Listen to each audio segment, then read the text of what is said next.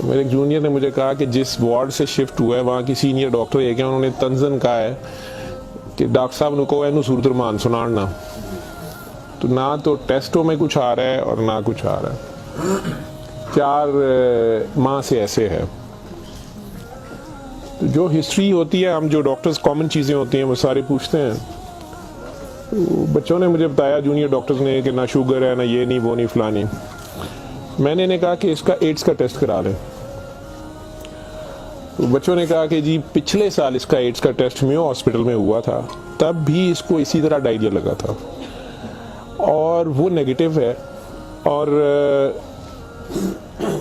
لیکن پچھلے سال پھر یہ ڈائریا ٹھیک ہو گیا تھا 2-3-4 ماہ کے بعد، پھر یہ بہت بہتر حالت میں ہو گیا تھا، لیکن اب پھر اس کو 4 ماہ سے یہ ہے اور اب اس کی یہ حالت ہو گئی۔ اب یہ بے ہوش تھا، وہ خیر وینٹیلیٹر پہ چلا گیا، لیکن میں نے پھر بھی اس کا ایڈز کا ٹیسٹ بھیج دیا کہ یہ بھیجو اس کی کا۔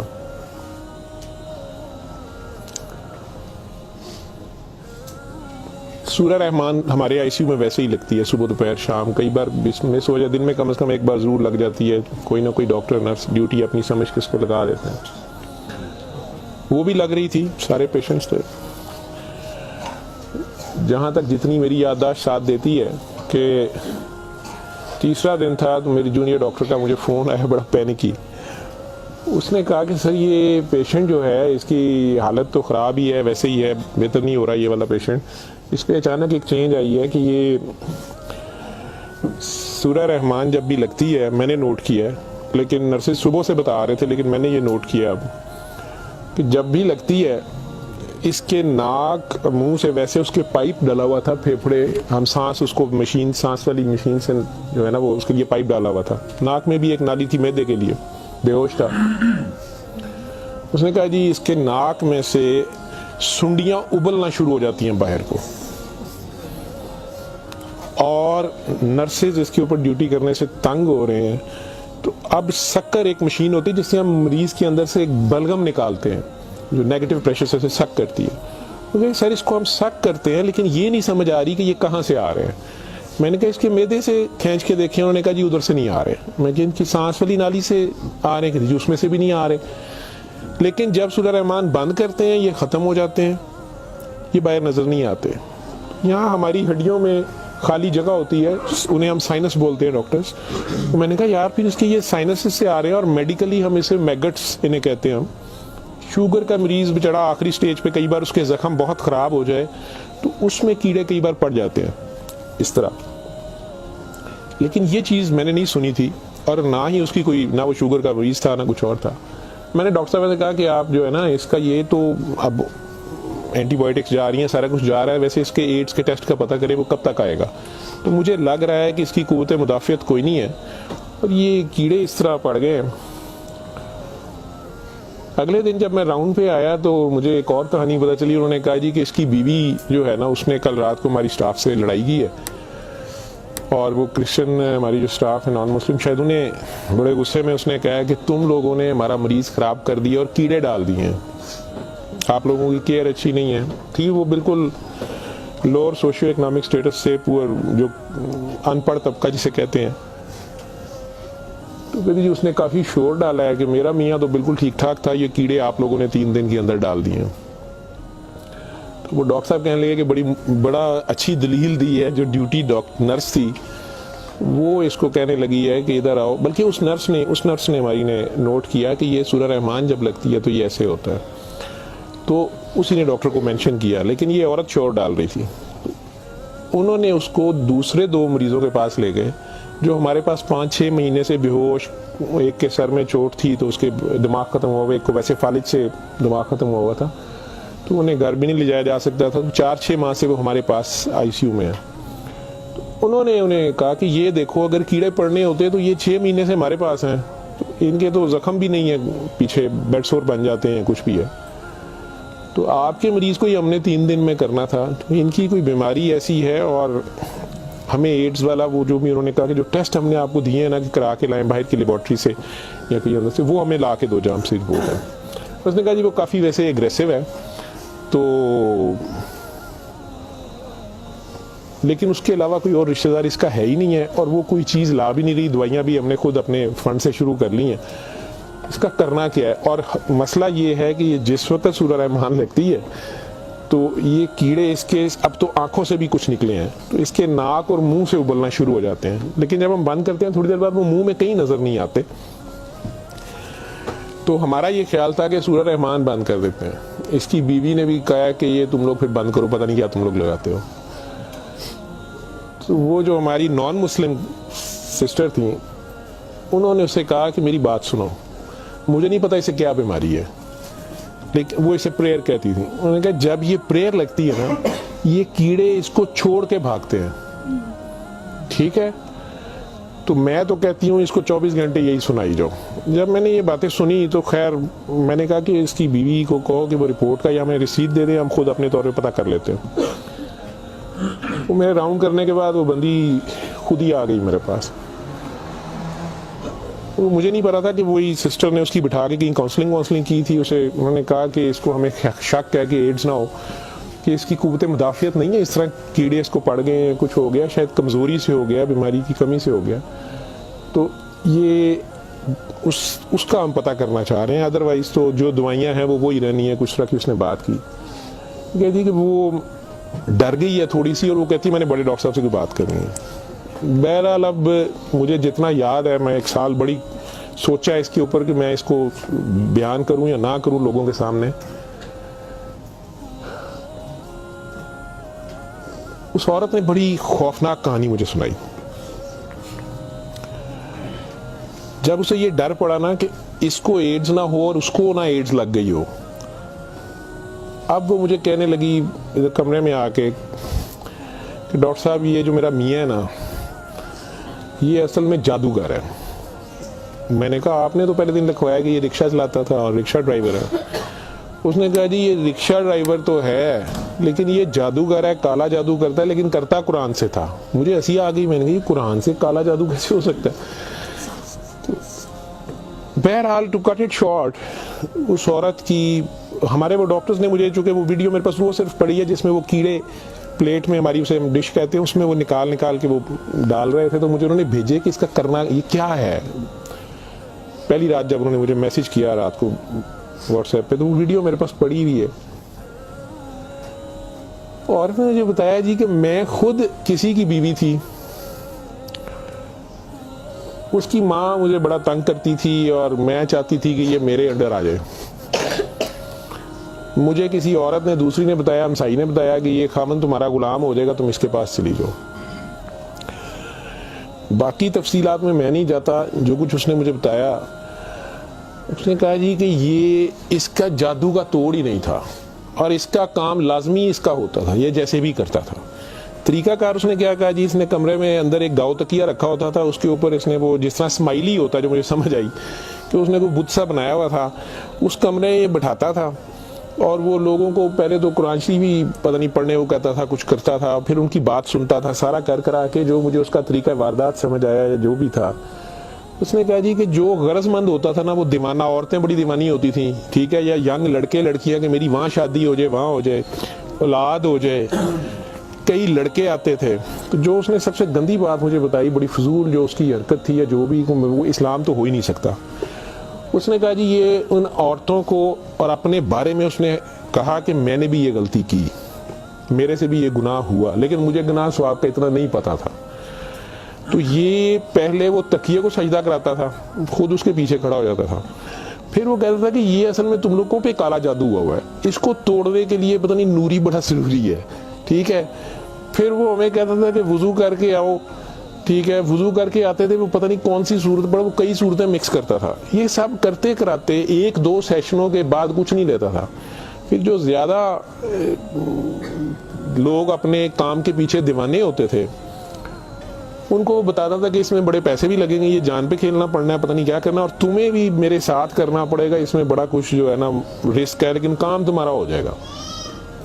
وہ جو بھی اس کی کہانیاں تھیں جو اس کو بعد میں کسی اور وجہ سے پتہ چلی, جو مجھے وہ بتا رہی تھی کہ جی یہ عورتوں کے ساتھ بھی اور ینگ لڑکوں کے ساتھ یا مردوں کے ساتھ بھی غلط کام کرتا تھا, پھر انہیں اپنا گند کھانے پہ مجبور کرتا تھا, پھر انہیں پتہ نہیں کون سے کوئی آیت مطلب آیت بنائی ہوئی تھی یا کوئی نام تھا پتہ نہیں کیا کہ عربی کے جی یہ پڑھ کے نا تم نے یہ مکسچر جو ہے نا یہ ہنڈیا پکاتے ہوئے تھوڑا سا بیچ میں گند ڈال دینا ہے اور اپنے خامند کو کھلا دینا ہے یا اس لڑکی کو کھلا دینا ہے یا اس کو کھلا دینا ہے. تو میں اپنے خامند کے ساتھ یہ سارا کچھ کیا میں نے. اب مجھے بتائیں کہ جب وہ اس بندے کے ساتھ ہی سو گئی تو اس کا خامند تو وہ رہا ہی نہیں ہے نا, تو نہ وہ مسلمان رہی ہے نہ وہ یہ حرکتیں ساری. اب اس کے بعد بقول ان خاتون کے اس لڑکی کے کہ جی وہ خامن جو میرا تھا اس میں تو تبدیلی نہیں آئی, اس نے مجھے فل مارنا شروع کر دیا اور مجھے اس کی میرے تڑپ اس کی طرف بھاگتی تھی کہ میں اس کے پاس آؤں.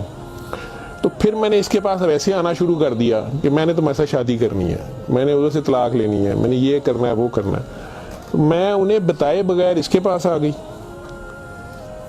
اس کے ساتھ میں 6 ماہ رہی. اس نے کہا کہ پھر ایسے ہی رہنا پڑے گا اور اس سارے کام میں شامل ہوئی.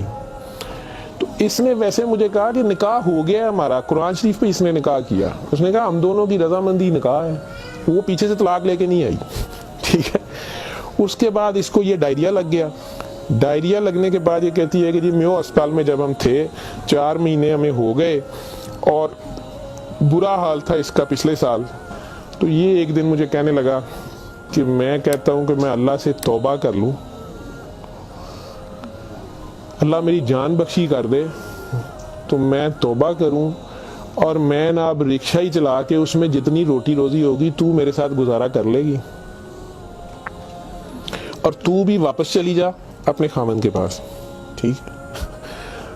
اور ادھر سے جا کے طلاق لے نہ لے اور یہ نکاح نہیں ہے. اور جو بھی اس نے کہا کہ جی ہم نے توبہ کر لی بقول اس کے جو اس کی سمجھ تھی. یہ کہتی ہے جی میں واپس گئی, میرے خامند نے پھر مجھے مارا. اس نے کہا میں تمہیں طلاق دے چکا ہوں, تم ادھر سے فارغ ہو, تم کہاں سے آئی ہو, یہ آئی ہو, اتنی دیر بعد آئی ہو, جو بھی آئی ہو. خیر میں پھر واپس اس کے پاس آئی. یہ کہتی ہے کہ جی وہ میں کوئی 48 گھنٹے بعد شاید 2 دن بعد واپس آئی ہے. کوئی میو ہسپتال تھی, ڈاکٹر بڑے حیران سن, یہ پیٹ سے ٹھیک ہو گیا سی, یہ ٹٹیاں رک گئی سن. انہوں نے کیا دوائی فلانی مافک آ گئی ہے, فلانی مافک آ گئی ہے. تو یہ اپنے پیروں پہ کھڑا ہو گیا. اگلے کوئی 10-12 دنوں میں انہوں نے چھٹی دے دی. پھر یہ مجھے مسجد ایک میں لے کے گیا, وہاں ہم نے نکاح کیا. ٹھیک ہے. نکاح کیا, یہ رکشہ چلانا شروع ہو گیا. تو ڈاکٹر صاحب 6 مہینے انہیں بڑی محنت کی ہے, رکشہ بھی چلایا, میں بھی کدے سکی گلی کھاندے سا چنگا پلا سی. پر ڈاکٹر صاحب دنیا بڑی ظالم ہے, دی شہرت سی دنیا پیچھے پیندی سی, کہندا سی میں کام چھڑ چھڑیا ہے. ڈاکٹر صاحب ہوں پھر ایک بچی آئی تو بڑی سونی سی, وہ بڑی روندی سی, وہ پتہ نہیں کی مسئلہ سی. ڈاکٹر صاحب نے وہ پھر وہی کام شروع کر لیا.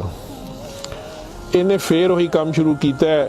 میں انہوں پہلے کہندی رہی ہاں لیکن ڈاکٹر صاحب ادھر پیسے بڑے آندے سن. وہ دے بعد ہون 4 مہینے تو یہ اس کی یہ حالت ہے اور اب یہ بے ہوش ہے. اب میں اللہ سے توبہ کرنا چاہتی ہوں, اللہ مجھے معاف کر دے, مجھے تو سمجھ نہیں تھی تو مجھے معافی لے دیں. اور اس کا اب کیا بنے گا اور کیا نہیں بنے گا. میں نے یہ کافی بیچ میں سے سینسر کر کے آپ لوگوں کو ساری بات سنائی ہے.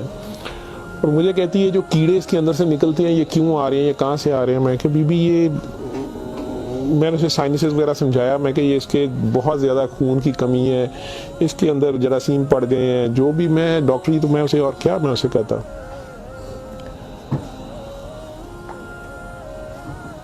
اور اس وقت ساری بات سنا کے تو اس نے وہ رپورٹ اندر سے نکالی اور مجھے کہتی ہے جی یہ رپورٹ میں تو اس کو HIV کی رپورٹ تھی کہ جی وہ اتنے رپورٹ والے مینوں کہا ہے کہ ڈاکٹر صاحب فوراً جا کے دیو, تو تسی وہ لیبارٹری میں کہیں پوچھتی رہی. تو انہوں نے کہا جی تسی اتھوں جا کے پوچھو. تو میں دسیا میرے خامند دی مینوں دسو, نے کہا تسی اپنی بھی کراؤ. تو ڈاکٹر صاحب یہ رات دی میرے کول ہے تو مینوں تو نہیں بیماری ہوئے گی, میں صورت المان سن لا. میں نے کہا جی آپ بھی سنیں, 7 دن سنے, میں آپ کو کیا کہہ سکتا ہوں. 1 دن وہ اور زندہ رہا, بندہ مر گیا. آخر تک اس کے کیڑے وہ آتے رہے اسی طرح. جب بھی وہ سورہ رحمان لگتی تھی وہ ایسے ہوتا تھا جیسے ابلتے تھے باہر کو, ناک سے اس کے, مطلب وہ 1-2 نہیں ہوتے تھے کہ جنہیں آپ پکڑ کے سائڈ پہ کر دیں. میں نے بتایا نا کہ وہ شکر مشین رکھ کے تو اس سے وہ شکر میں ہم سک کرتے تھے اس کو سارا, وہ مشین میں جاتے تھے, لمبی سونیاں اس کی, ناک سے منہ سے. اور آخر میں وہ عورت بھی اس کی ڈیڈ باڈی لینے میں بھی تیار نہیں تھی. نہیں جی یہ میں نے کتنے دبا گی, یہ وہ میں کہ نہیں اب اس کو یہ تو آپ نہیں لے کے جانا, ہم ہاسپٹل سے ہم کیا کر سکتے ہیں. اللہ جانے کہ یہ سال پرانی بات ہمارے ہاسپٹل میں رہ کے گیا پیش. اول تو مسلمان نہ جادو کر سکتا ہے, اگر وہ جادو والا علم کہیں سے سیکھ بھی لیتا ہے یا اپنے طریقے سے وہ سمجھتا ہے وہ جادو کر رہا ہے تو وہ مسلمان نہیں رہتا. ایک چیز, قرآن کو ہی لوگ مس یوز کرتے ہیں, ناپاک حالت میں غلط طریقے سے بڑا کچھ کرتے ہیں, اور کئی بار ہم ناسمجھی میں بھی اپنا خسارہ بڑھاتے ہیں, ہمیں سمجھ نہیں ہوتی اور ہم کچھ چیزیں کرتے ہیں. قرآن خود کہہ رہا ہے کہ اس سے مومن کے لیے شفا اور رحمت ہے, اور ظالم اسی میں سے اپنے لیے خسارہ بڑھاتے ہیں. اپنی جان پہ ظلم کرنا بھی ظلم ہی ہوتا ہے. تو اول تو مسلمان جادو نہ کر سکتا ہے نہ کسی دوسرے پہ کرواتا ہے, اگر دوسرے پہ بھی کرواتا وہ مسلمان نہیں رہتا. جب آپ جادو کے چکر میں پڑیں گے یہ خود شرک ہے, آپ اللہ بننے کی کوشش کر رہے ہیں نا, آپ اپنی مرضی کے ریزلٹس لینے کی کوشش کر رہے ہیں. ٹھیک ہے, مافوق الفطرت طریقے سے, اور پھر اس سے زیادہ بڑی بدبختی کہ اللہ کے کلام کو مس یوز کر کے سارا کر کے, تو وہ مسلمان نہیں رہتا. میں نے اس دن بھی بتایا تھا, وہ بچی امریکہ سے جو فون کر رہی تھی آپ لوگوں کے سامنے, یہاں میں نے اسے کلمہ شہادت پڑھایا تھا, اسے دوبارہ کلمہ پڑھوایا تھا کیونکہ اس کو پتہ نہیں تھا. یہاں وہ آئی تو اس سے یہی کام کسی اور نے کروایا. وہ مسلمان رہ ہی نہیں گئی ہوئی تھی اور خامن سے لڑائی اس کی چل رہی تھی, ان کا آپس میں فساد ہو جاتا تھا, ٹھیک ٹھاک پرابلم میں تھے. اسے دوبارہ سے باوضو ہو کے آپ کلمہ پڑھیں. زندگی میں اگر ایسی کبھی غلطی کر دی ہے تو اللہ سے معافی مانگے, اللہ نبی سے, اور دوبارہ سے کلمہ پڑھ کے مسلمان ہو.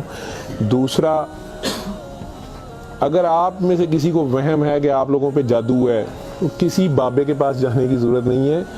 یہ تو فٹافٹ آپ لوگ کہتے ہیں کہ جادو برحق ہے, اور جی جادو نبی کریم صلی اللہ علیہ وسلم پہ بھی ہو گیا تھا.